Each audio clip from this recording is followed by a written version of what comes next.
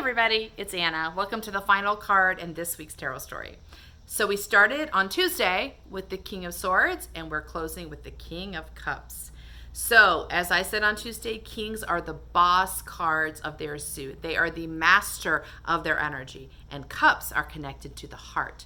So this is a king that is about mastering emotional truth, helping us find the gold inside of our most difficult emotional struggles.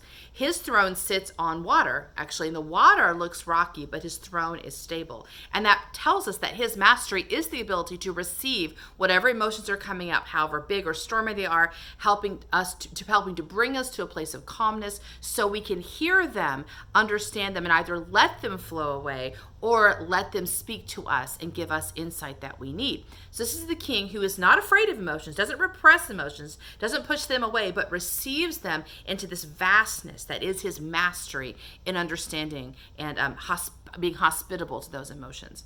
So we started with the King of Swords, which is about the mind, and the Queen of Swords, which is about the mind.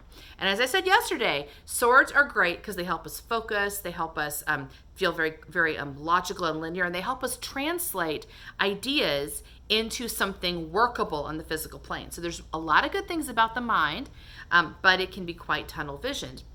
And it can sort of dismiss anything that isn't working for it. And that can be an asset, but it can also be a struggle. So if you're in the middle of a mind work and you're focusing in, you're really kind of got your plan worked out and you're following that plan, but suddenly you get angry, suddenly you get fearful, suddenly an emotion pops up that surprises you.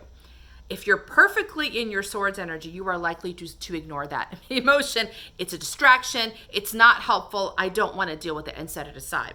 And that's not a great strategy because that emotional voice will just get louder and louder. It's like being with a toddler who wants your attention, and the more you ignore it, the louder that toddler gets, right?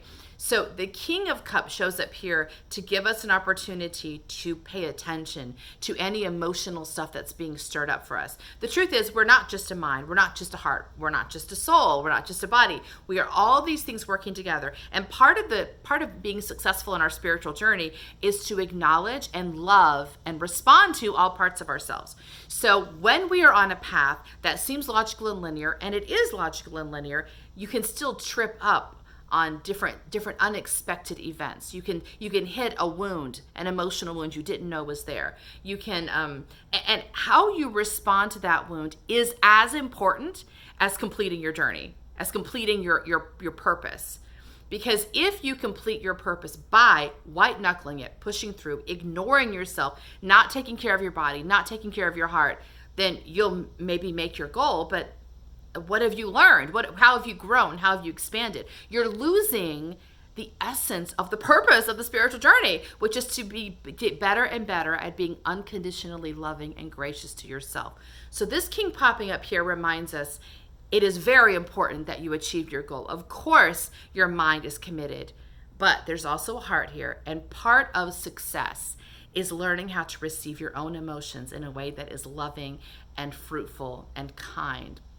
So consider today, if there have been emotional states coming up that maybe you've been tempted to set aside, access your own King of Cups energy, allow them to flow in, and find what your heart is trying to tell you. Allow it to be part of the conversation. Your whole journey will be so enriched for doing so. That's our last card for this week. See you next time. Bye.